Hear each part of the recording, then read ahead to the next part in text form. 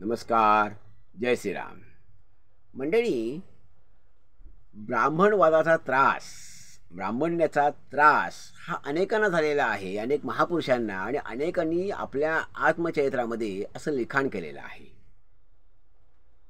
तर अनेक महापुरुषांनी लिखाणात हे सगळं लिहिलेलं आहे. मग महात्मा ज्योतिबा फुलेंपासून ते अगदी बाबासाहेब आंबेडकर असतील किंवा अन्यही सर्वच जण असतील जे बहुजन समाजातले आहेत, त्या सर्वांनाच असा जो त्रास झालेला आहे तो त्यांनी त्यांच्या आत्मचरित्रातून हा लिहिलेला आहे, व्यक्त केलेला आहे की हे सगळे चटके त्यांना कसे सोसावे लागले. त्यांच्याकडं बुद्धिमत्ता अफाट असताना, त्यांच्याकडे प्रतिभा, प्रज्ञा, सर्वगुण संपन्नता असे सर्व गुण असतानाही त्यांना कसा त्रास हा सोसावा लागला. पण तरीही देखील ही मंडळी सगळ्यावर मात करून पुढे गेली. पुढे म्हणजे फारच पुढे गेली आणि जगाला ती सगळी मंडळी आदरणीय, वंदनीय ठरली. मंडळी, स्वामी विवेकानंद आणि महात्मा गांधी यांनाही हा त्रास सोसावा लागला आहे. ह्यांचं वैशिष्ट्य असं आहे की त्यांनी कधी याची वाच्यता केली नाही. स्वामी विवेकानंद हे स्वामी विवेकानंदांनी शिकागो परिषदेत जाऊन जग जिंकलं. अमेरिकेतील माझ्या भगिनी आणि बंधूंनो असं म्हणून त्यांनी सुरुवातीला सर्वांना जिंकून घेतलं. नंतर त्यांनी 14 भाषणं केली, हे आपल्या सर्वांना माहीत आहे.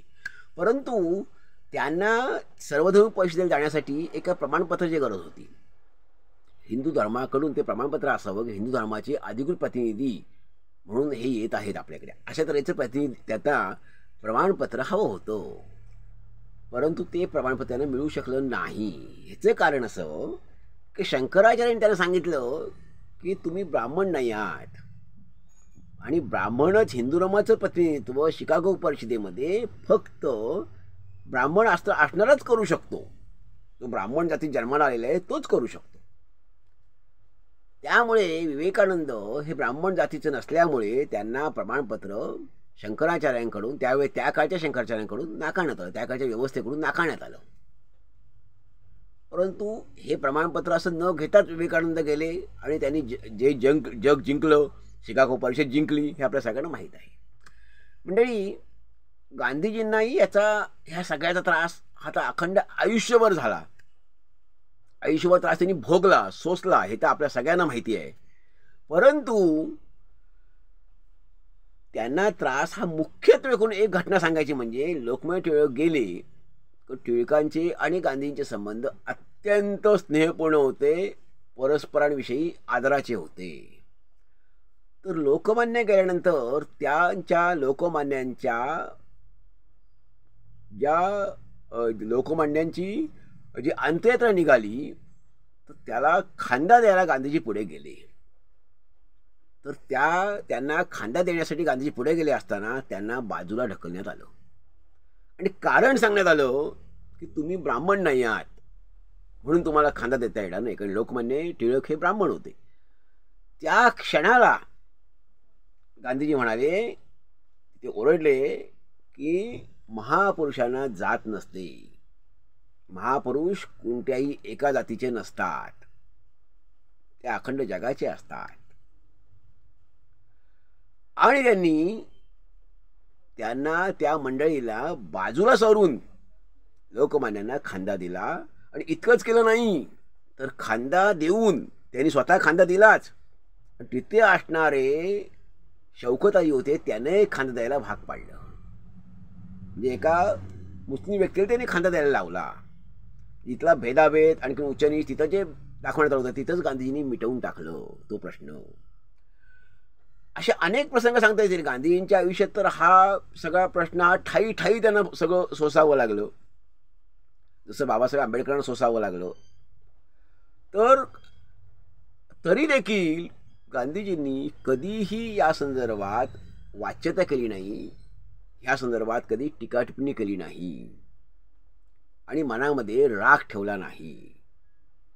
विवेकानंद आणि गांधीजी, आजचा हा विवेकानंद आणि गांधीजी असाच हा विषय आहे की विवेकानंद आणि गांधीजी दोघांनी पुढच्या त्यांच्या आयुष्यात की आम्हाला असं जातीयवादाचा फटका बसला आणि असा आम्हाला त्रास झाला असं कधीही सांगितलेलं नाही, ह्याची वाच्यता केलेली नाही आणि हा कुठल्याही प्रकारचा रोष किंवा राग हा मनात ठेवला नाही.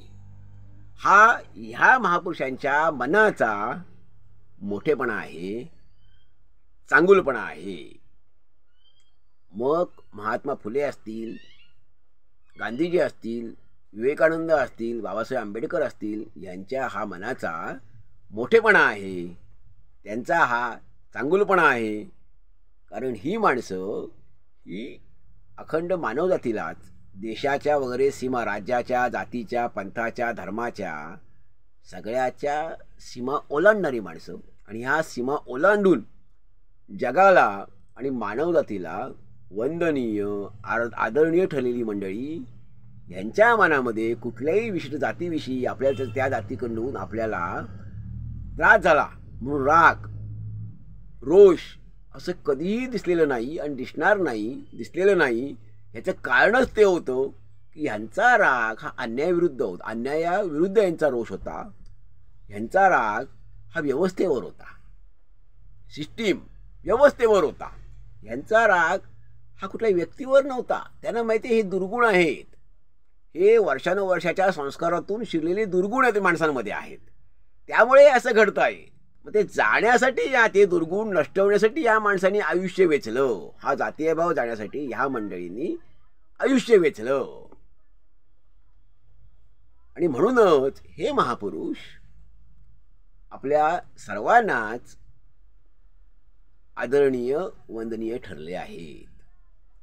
समाजासाठी, संपूर्ण जगासाठी, मानवजातीसाठी दिशादर्शक, मार्गदर्शक आणि दीपस्तंभासारखे ठरले आहेत.